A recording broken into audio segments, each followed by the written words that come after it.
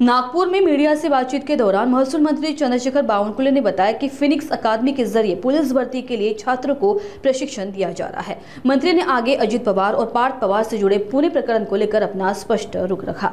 किसान निधि के मामले में मंत्री ने बताया कि नुकसान की भरपाई ऑनलाइन तरीके से की जाएगी और किसानों पर भविष्य में कोई अतिरिक्त कर्ज नहीं आएगा। आइए सुनते हैं क्या कुछ कहना है बावनकुले का। पोलीस भरती संबंधाने एक या ठिकाणी एक फिनिक्स अकादमी आहे।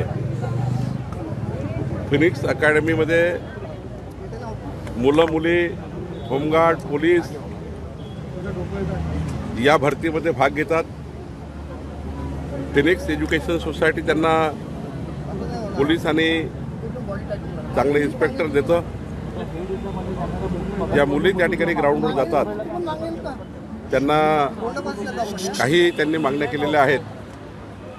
ग्राउंडवर खेळताना काय काय त्यांना फॅसिलिटी असल्या पाहिजे, तर त्याचं निवेदन मी आता डीजी पोलिसांना पाठवलं आहे।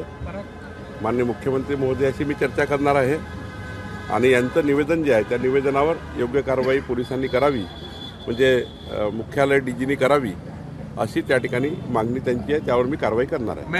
काल व्यवहार सगळा रद्द झाला होता, मात्र दोन्ही पार्टीला 21 कोटी पूर्ण मुद्रांक शुल्क भरावं लागेल। मी कालही बोललो, आजही बोललो आहे की सकृत दर्शनी पहिल्या टप्प्यामध्ये जे व्यवहारामध्ये कागदोपत्री त्या ठिकाणी ज्यांनी रजिस्ट्रेशन किंवा नोंदणी केली आहे, देवाणघेवाण करणारे जे लिहून घेणार जे आता पेपरवर आले आहेत, त्यांच्यावर आम्ही गुन्हे दाखल केले आहेत। बाकी हा चौकशी समितीचा भाग आहे। काल विकास खारगेजी आमचे ACS अतिरिक्त मुख्य सचिव यांच्या अध्यक्षतेखाली आम्ही समिती नेमलेली आहे आणि आता सारा या व्यवहाराचं जे काही आहे ते संपूर्ण चौकशी करून महिन्याभराचा वेळ दिला आहे। त्यामध्ये आमची ACS महसूल आहेत, IGR आहेत, आमचे सेटलमेंट कमिशनर आहेत, डिव्हिजनल कमिशनर आहेत। मला वाटतं ही एक मजबूत समिती आम्ही नेमलेली आहे। या समितीचा जो रिपोर्ट येईल त्यावर पुढची कारवाई होईल।